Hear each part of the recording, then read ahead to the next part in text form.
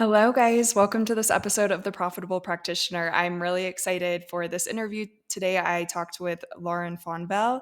Laren is an integrative energy practitioner who specializes in the emotional freedom technique, which also is known as EFT or tapping. And she does this to help women reduce stress, anxiety, and overwhelm in their life and business.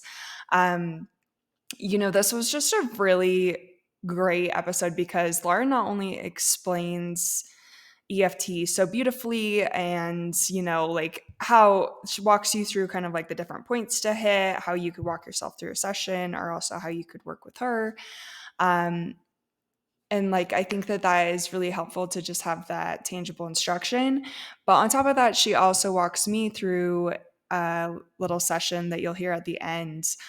We decided to do it on money mindset because I think that that's something that a lot of us could use help with in the entrepreneurial realm. You know, Sometimes we don't even think that we have things around money, but then like I explain in it's for me, it comes down to really charging my worth. It's not that I don't think that I can make a lot of money. I already do make really good money and I have goals that I want to hit and continue to hit and places that I want to continue to go. But at that same time, it comes down to this really personal thing where when I'm connecting with one person and sending over a proposal, I'm always kind of like, oh, maybe I should trim it down, trim it down, trim it down.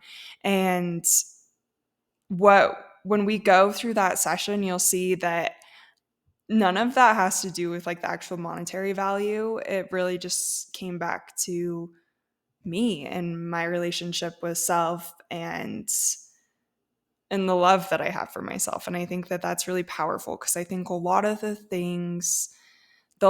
issues that we come up against in our business and as an entrepreneur, they're far beyond just like the systems we have in place or our email list. A lot of it comes back to who we are as a person. And one of the reasons I really love entrepreneurship is because I think that it helps to push you and to grow in ways that you could never do without.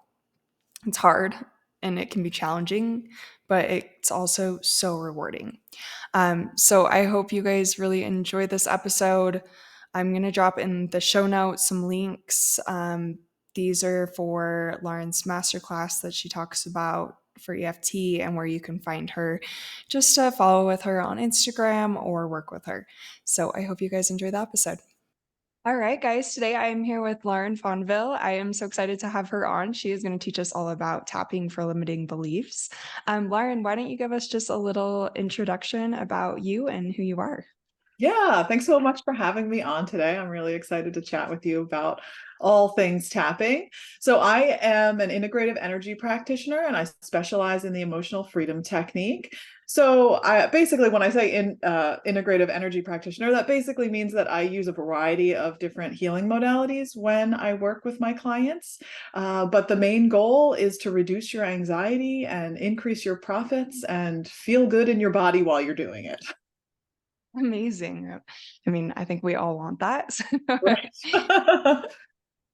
So kind of lead us down a little bit of a path of your backgrounds. Like, how did you get into this area of work? Yeah. So I went on this journey of self-discovery, and it really all started because my anxiety was just getting out of control, and I started having panic attacks. And I knew that I needed to do something to really show up for my kids as the best mom I could be. That was truly my motivation in the beginning. And I started by going to yoga. And in hindsight, I can reflect and realize that whenever things would get challenging in my life, I would go to yoga. And I didn't consciously do that. But in looking back now, it's like, yeah, I definitely did that. And so, this particular time when I was dealing with all of this anxiety, there was a flyer about yoga teacher training. And something deep within me was like, that is what you need to do. So I signed up on the spot. And that decision led to a whole host of other decisions along the way, being around people who were, into energy work in general. And that's how I got introduced to sound healing and meditation. and I joined a coaching program, and it was in that coaching program that I was introduced to tapping, and that was the modality that really began to move the needle for me.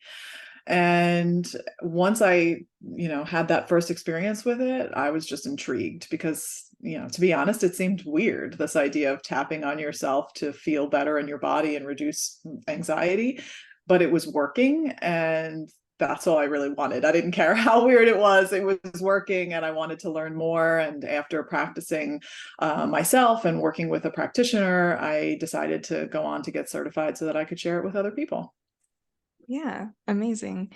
I I was just telling you before I started recording, but I've tried it a little bit. I'm definitely not experienced at all, but a lot of it feels really like it's kind of similar to yoga and the fact that it's bringing you back into your body. And I think so many of us like just live outside of our body constantly, especially when we're under stress and just dealing with all the things in life. It can be really easy to just forget that part of us, but like really coming back in and grounding ourselves is so important.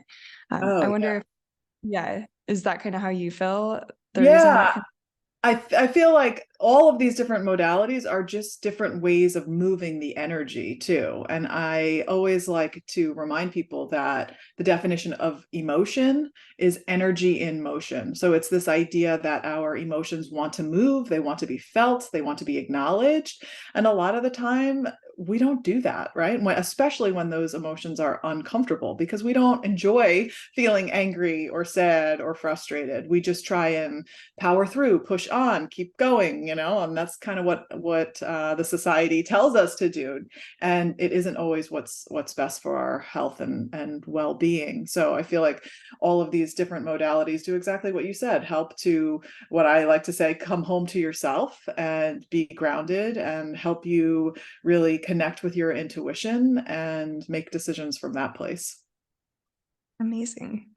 So after you went through all of these different trainings, did you kind of immediately jump in with clients? Was that a little bit slower of a progression? What did that look like?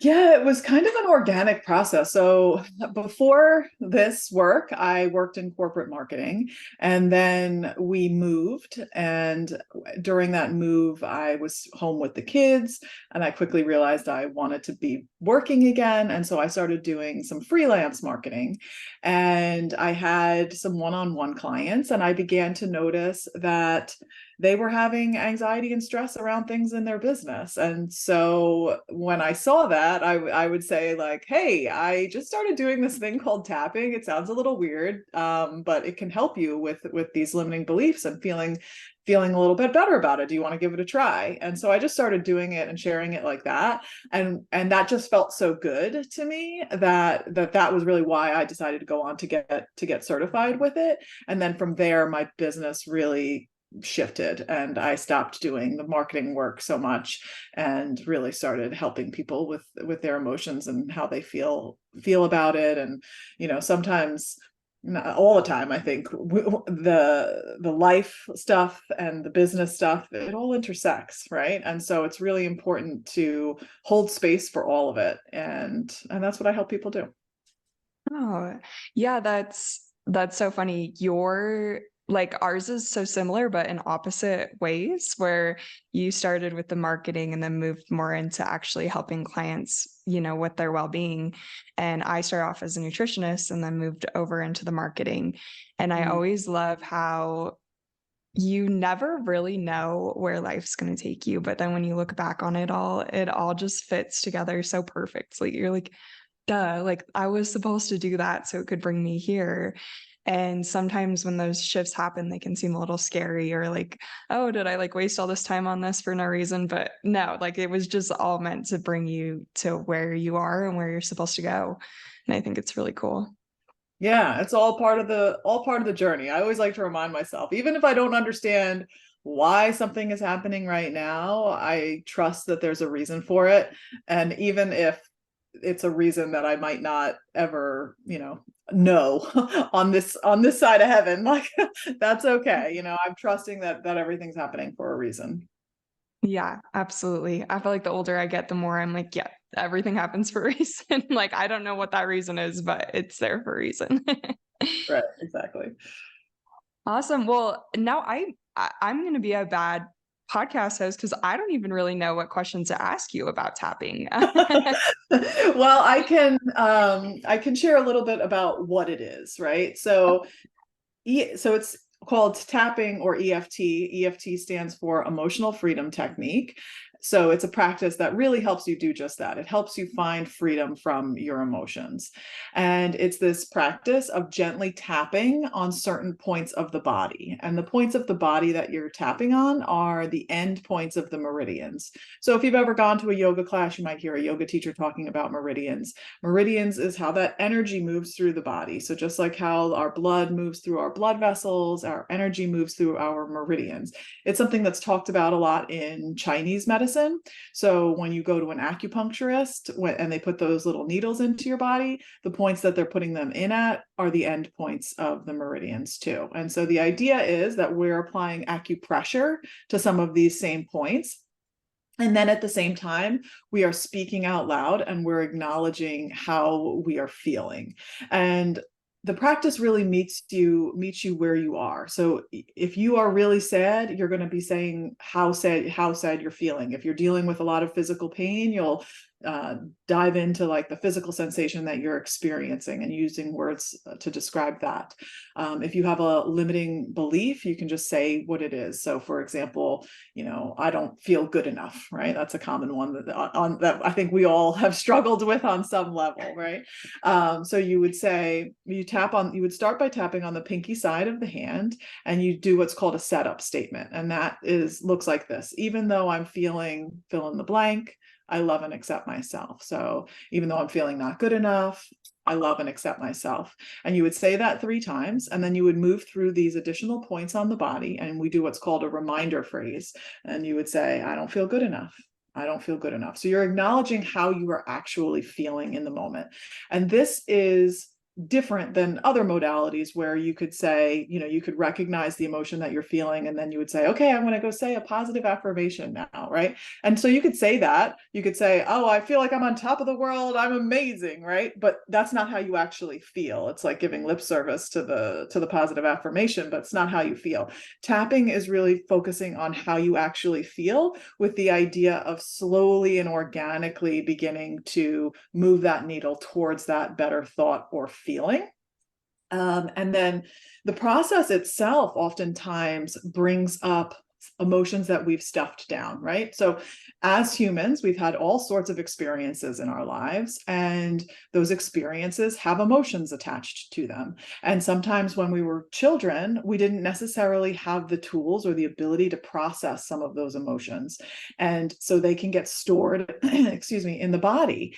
And with tapping, what happens? So maybe you're tapping on not feeling good enough to, work on this particular project that you have going on or something like that. And then all of a sudden, as you're tapping, you might have a memory pop up of maybe when you were 6 years old and you were in a classroom and a teacher said something that made you feel like you weren't good enough, right? So then our mind tries to make sense of this. And it's like, no, that's not why I'm feeling not good enough today, this thing from so long ago. But I can promise you that there's a reason why that memory is coming up.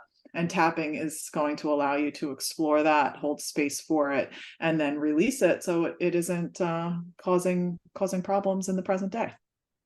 Yeah, I think that that's so cool. I've been really working on lately is trying to feel my emotions because I think I'm a chronic like pusher downer. And like, Mhm. yeah, if it's anything negative per se, then I want to push it down. But I'm realizing that you, there's no black and white to things. Like an emotion's just an emotion. If you're angry, it's not a bad emotion. It's just an emotion. And I feel like all growing up, my dad and like my dad's side of the family, they're very good at expressing their anger, and that was something I didn't appreciate. So I ran from that anger and I've never really learned how to express anger.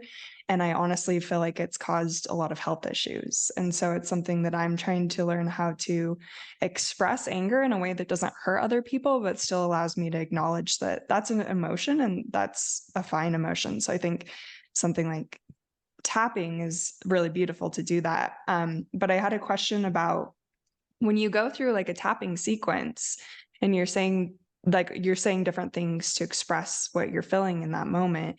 Are you gonna switch like where you're tapping on your body depending on the kind of emotions that you're trying to pull up, or is it always the same places and then you're just coming up with different affirmations and phrases? Yeah. So you tap on the same points regardless of whatever the issue is that you're dealing with. And I mean, that's a good question. It's a common question.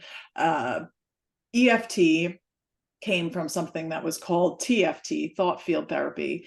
And in that practice, there were specific points for specific issues. And then when EFT was created, it's just much simpler. So once you learn where the points are, then all you really need to worry about is what you're feeling. And sometimes that, like you said, sometimes that can be scary. Sometimes that can be challenging for people. If you're someone who hasn't allowed yourself to feel the anger, sometimes there can be some real fear in going there and allowing yourself to experience that. I've had clients say that to me before, that it feels like if they allow themselves to feel it, that they're never going to come back from it. And so again, tapping can meet you where you are. So if you have this fear of feeling it, you can tap on that fear of feeling it until that is reduced to a level where you feel comfortable in moving forward. So the practice is never something where you're forced or pushed into feeling something that you're not ready to feel. Okay. And then maybe we can just run through like the different spots that you tapped Yeah. as like an audio guide for the audience. Yeah, absolutely. Okay. So the first point is on the pinky side of the hand, and I'm tapping with my right hand on the pinky side of my left hand, but you can do it vice versa. I just am a righty, so I tend to tap with my right. You can also switch back and forth. Sometimes I have clients say that they feel uneven if they don't do it on both sides. So it's completely up to you. There is no wrong way of tapping. I will say if tapping on any of these points is bothersome for any of the people that are listening to that, know that you can skip over a point. You also have the option of, instead of tapping, you can just apply light pressure to the point. And sometimes that has come up in sessions where I've worked with clients that have fibromyalgia, and the act of tapping can be uncomfortable. So if that bothers you, know that you have options. And if even putting pressure on it bothers you, you can also just kind of close your eyes and visualize yourself tapping or touching these points. So that can work as well. Okay, so then the next point is the crown of the head. So right at the top of the head, and you can do it with an open palm, or if you want to tap on the crown of the head with your fingertips, you can do it with one hand or you can do it with two. And then you're going to come to the start of the eyebrows. And then we'll move to the sides of the eyes. So this is a common one. So you might notice that some of these points might be points that you naturally touch during the day. So sides of the eyes is a common one, right? If you like are feeling overwhelmed, or maybe you got a headache, you come and you rub like the sides of your eyes, the temples, under the eyes, under the nose, onto the chin crease. And so what like it makes me think of The Thinker, right? Where he's like got his fingers on on his chin. And then the collarbone. So it's really like if you come to the center of your chest and move down about an inch and over about an inch and a half, 2 inches, you're really on the fleshy part underneath the collarbone. So you can do two hands, one on each side, tapping those points, or you can bring your hand to the center of your chest and really spread the index finger and thumb apart and tap with one hand, and you'll get both of those points. And so this is another common one for people. If you see something unexpected, you grab your chest like that and maybe take a nice deep breath. And so tapping on these points can really help you to just feel calmer in your body. The next point is under the arm. So for women, it's about the center of the bra strap on the side of the body. For men, it's about 2.5 inches down from the armpit. And then the last point is between the pinky and the ring finger on the back of the hand. I tend to like to bring my hand to my chest and then tap with the other hand between the pinky and the ring finger. And that's it. Those are the main points. And so There's a lot of studies. There are a lot of studies that have been done to show how this is or what's happening inside the body. One of those studies was done by Dr. Peter Stapleton, who is a researcher over in Australia. And that study showed that tapping on these points can reduce the amount of cortisol in the body, which is the stress hormone, by up to 43%. So that is a really big number. So knowing that you can just, tap on any one of these points and take some nice deep breaths, it's going to help you to feel more centered. And then, of course, that added component of speaking out loud and putting words to how you're feeling and noticing where your mind goes, what other thoughts or memories start to pop up, but also noticing physically what's happening in your body. And as you do this practice, it's totally normal to have tears, kind of well up in your eyes. It's totally normal to yawn. It's energy moving. And if you feel heightened sensation in your body, know that that's okay. It's not that this isn't going to work for you. It's just that you need to continue to keep tapping, and that will begin to settle down. But it's such a once you learn it, it's such a simple tool in and of itself. It can be a little bit more complex when you're implementing it or really trying to figure out what the emotions are, which is why it can be helpful to work with a practitioner through that process. Having like an outside set of eyes can be really helpful, because when you're in it and you're feeling all the emotions, we're often unable to see things from a different perspective. So having that outside help can really shift things too. Oh yeah, for sure. I feel like with everything in life, it's so much better to have an outside pair of eyes. Absolutely. So you had mentioned that one of the things you help people with the tapping is it can go, like beyond just like the stress and the pain into limiting beliefs. How would you, what kind of things do you have people say, or like how you have them work through it with EFT when it comes to limiting beliefs in business?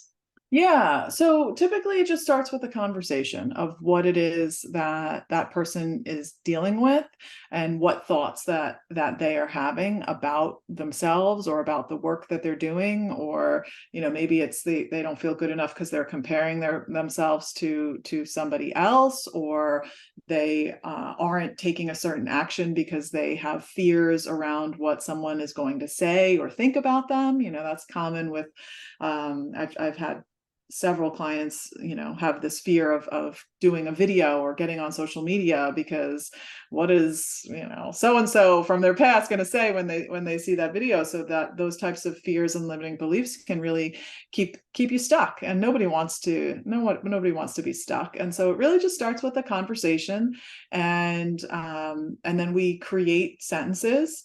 And so as the practitioner, it's always my job to really try and reflect back to the client what it is that they're saying. And then sometimes I'll intuitively add something in.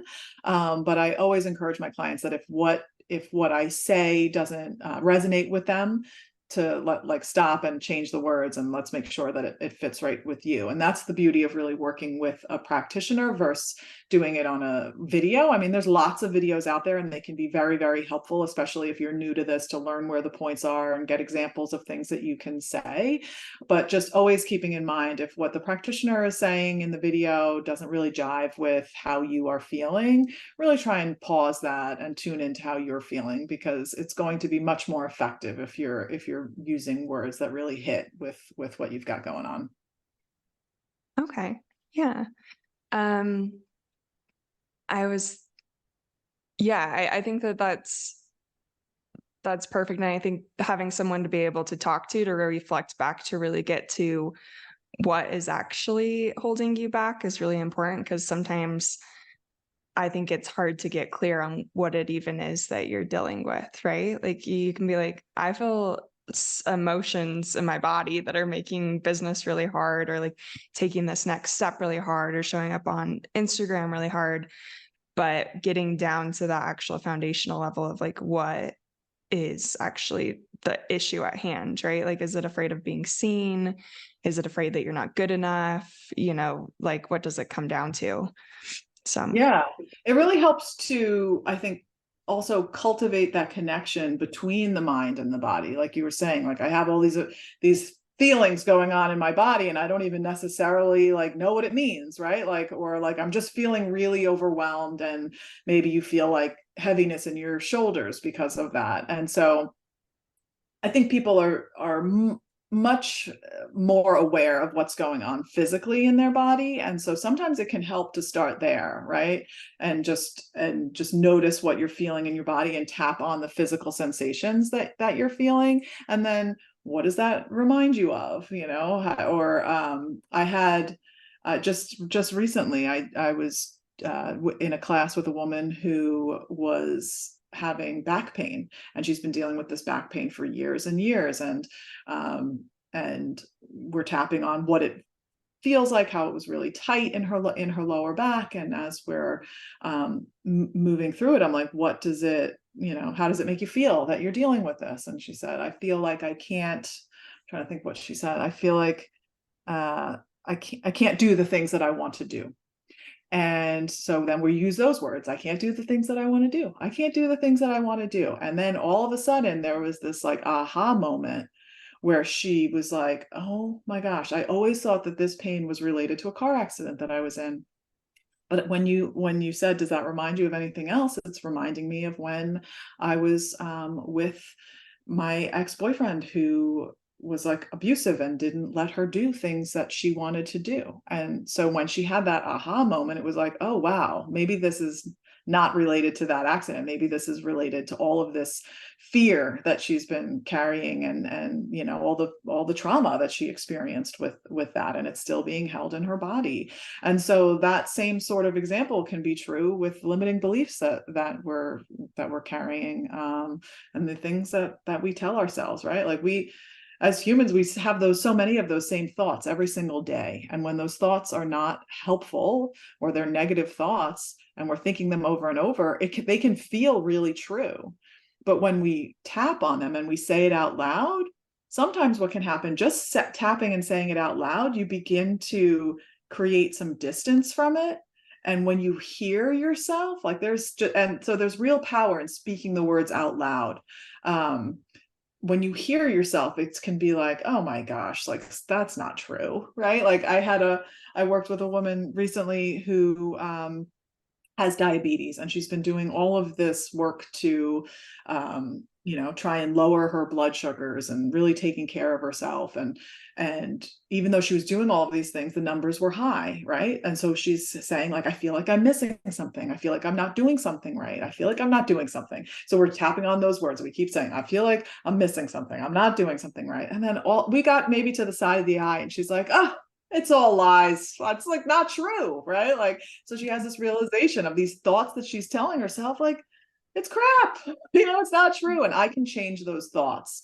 And so I think that's what the beauty of this is that it helps to give you that awareness of what thoughts you're thinking, how those thoughts are making you feel. And then, when we change how we think, we change how that makes us feel. And when we feel differently, we act differently. And when we act differently, we get different results. And I think that's what it's all about. We all want to be happy, successful, abundant, human beings. So yeah, it starts with the Yeah. thoughts. We just tell ourselves the same stories all the Mhm. time, and it's really hard to step away from that and get a different vantage point of what's actually going on. And if you can't get that different vantage point, you'll just continue to tell yourself the same story and nothing will change. And I think that's why change is so hard, is because it's really hard to step away from like whatever is easiest for our brain to believe. And I had something very similar to this with some of the creative processes in my business, where when I first started doing my business, I was doing marketing and branding. I've kind of stepped more away from the branding. I just don't have time for it. But I was having a really hard time with it because I was afraid, like I would like create this artwork and like all of this stuff for the client, but then I would be afraid to actually show it to them, because that fear of rejection of something that you create is like, it can be deeply personal. And I really had to reflect on that for a while. And I did some like subconscious meditations, and I remembered this memory. Like, of when I was really little. My parents had built like our new house, and the garage, it was all like drywall, and they hadn't like painted over it or anything like that. And I remember thinking like, oh, this drywall walls, they're so ugly. Like I hate them. And I was probably like 8 or 9, like I was still really little. And so I thought it was a brilliant idea to take the chalk and draw all over the drywall to make it pretty. Cause I was like, I'm doing this for my mom. Like she's going to be so happy that I made this drywall look so much better than it looked before. And then she came out and I was so excited to show it to her, and she was so upset with me. And I'm like, I it was such a weird memory. Like I'm like, I can't even believe my brain still had that stored. But then when I remembered that, I was like, this is why I have this fear of showing people my artwork that I have created for them, is because of this little wounded Maddie. And it's not like, now it's not a big deal, but like you still hold that inside of you, and you hold the emotions that came up when that came up. So it can be so powerful to bring it back up and then be able to have like your adult mind to reframe it. Yeah, no, absolutely. That's a beautiful example of it, because once you realize that, it's Oh. like you can parent your inner child, and be able to release that, and Yeah. that can be really powerful in moving forward. And I think so many of us have so many of the same patterns that we repeat over and over again, and a lot of the time, those patterns are coming from childhood and from what we were taught and what we were exposed to as kids. And a good example is money mindset, right? Like, what, how's your relationship with money? How do you think about money? Where did your beliefs about money come from? Oftentimes they come from either our mom or our dad, and we take their beliefs to be truth, and it's not necessarily the truth. And so, having awareness around that and then doing the work to change that is, it can be really freeing. Yeah. No, I think that's awesome. I was gonna ask you, um, do you think it would be like, do you think the audience would get something out of it if you were to lead me through like a tapping Sure. sequence or whatever it is? Yeah. And then for that, I was like kind of thinking about like, okay, what am I experiencing in my business? But maybe the money one is great. I feel like that could be really helpful for a lot of people. Yeah, sure. We can absolutely do that.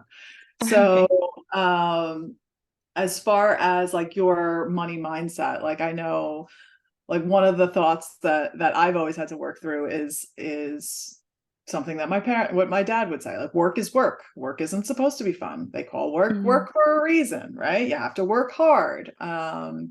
But that idea that work isn't supposed to be fun was one that I that I really had to work through, and that work can be fun and you can make money doing something that you love to do. So is there, a belief about money in particular that you would like to tap on? So for me, think I think it's honestly like charging what my services are worth, because I I always have such a hard time when it's time to like send over the proposal for like what I'm gonna charge. And then I'll always be like, oh, maybe like I need to reduce this price because like I'm scared to send it to them. And then I'll get myself stuck in these situations where I'm like on, a 6-month contract for doing like their social media or whatever it is. And I'm like, I'm working so hard, but not making enough money because I'm too afraid to charge my worth. And I think a lot of people have that problem. Yeah. Okay. So let's tap saying that. So we'll come to the pinky side of the hand. Even though I'm afraid to charge my worth, and then Even you though repeat I'm after that. Yeah. oh, okay. Even though I'm afraid to charge my worth, I love and accept myself. I love and accept myself. Even though I question myself before sending over a proposal, Even though I question myself before sending over a proposal, and I think maybe it's too much, I think maybe it's too much. I love and accept myself. I love and accept myself. Even though I struggle with charging my worth, Even though I struggle with charging my worth, right here, right now, I'm acknowledging it. right here, right now, I'm acknowledging it. I struggle to charge my worth. I struggle to charge my worth. Under the eyebrows, I second guess myself. I second guess myself.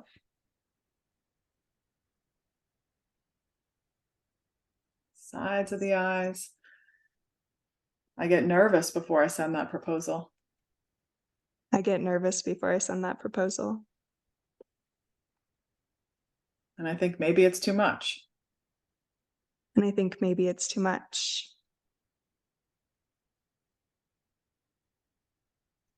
And then I find myself working really hard, And then I find myself working really hard not making enough money. and not making enough money. And this makes me feel, well, how does that make you feel? This makes me feel sad. It makes me feel sad. It makes me feel sad. Sad that I'm not charging my worth. Sad that I'm not charging my worth. What's coming up for you right now? Um, it's like a lack of self-love. Yeah, because like if I don't love myself and believe in myself that way, then why would anyone else? Mhm. Under the arms. There's a lack of self-love. There's a lack of self-love. If I don't believe in myself, who will? If I don't believe in myself, who will? And this makes me sad. And this makes me sad. I have a lack of self-love. Oof. I have a lack of self-love. And it makes me really sad. And it makes me really sad. How long do you feel like you've been carrying that with you?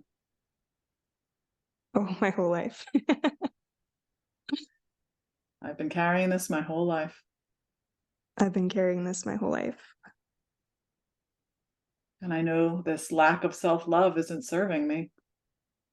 And I know this lack of self-love isn't serving me.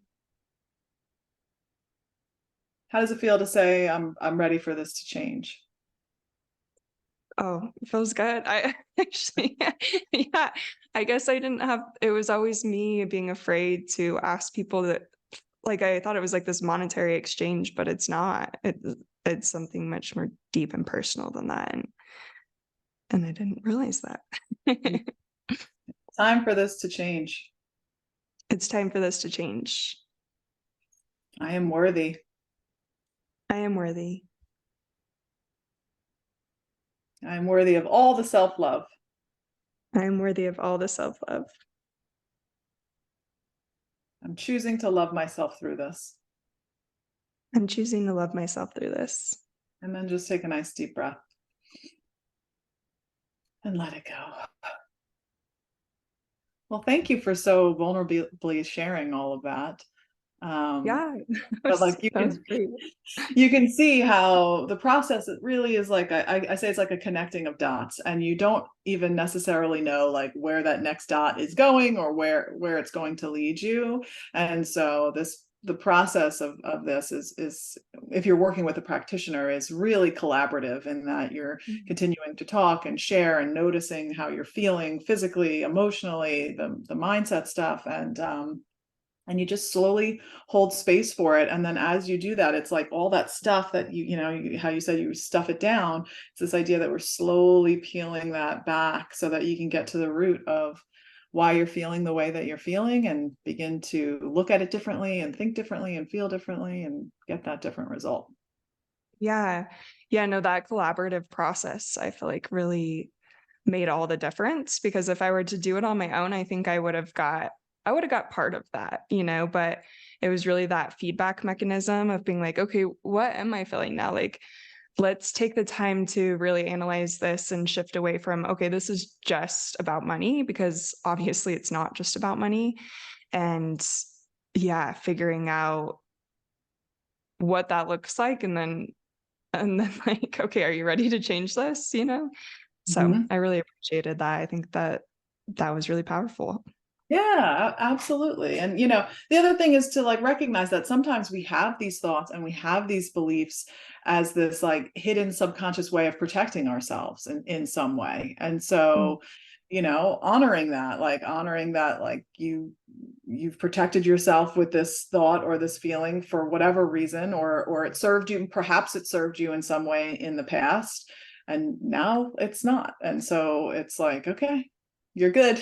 It's good. I'm gonna leave. I can let that go now. Like I can appreciate it for whatever it was, what it did its job. And because a lot of the time our fears are our fears and our limiting beliefs, sometimes they feel like they come out of nowhere, and sometimes they seemingly do. I mean, it makes me think of, I had a client who had this fear of going on elevators, and she never had any sort of, you know, trapped in an elevator type of story or experience.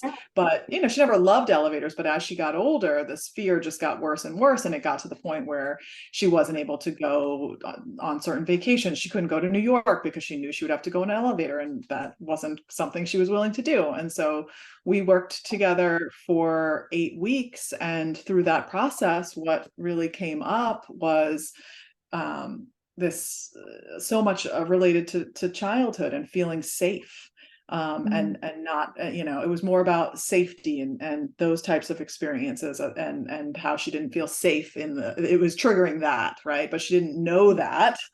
And then with that awareness and being able to work through some of those past experiences and traumas, she was then able to get on the elevators and not have that same um, panic attack type response. So, Oh, it can wow. be, yeah, it can be really, really powerful work, and you can just open up so many doors that you don't even know are there for a fruitful future, really. Yeah, it's digging to the root cause of, the mental and emotional side of things, which is really cool. Yeah. Yeah. That's why I love this work. I love it because no two sessions are ever the same. And it's truly a gift for me to be able to help guide people on their healing journey, and Yeah, because we all deserve to feel good, and we all deserve to have our, entrepreneurial dreams come true, and to make it happen, and to feel confident in that process. And yeah, sometimes it takes a little bit of inner work to get there. absolutely. Well, why don't you let the audience know just a little bit, like, how do you just work one-on-one with clients, and then a little bit about where they can find you? Yeah. So I work one on one with clients, and then I also do have a small group that's specific to entrepreneurs, where we meet once a week. Right now, I'm running that group. It's in 6 week increments. So the next one's going to start in October.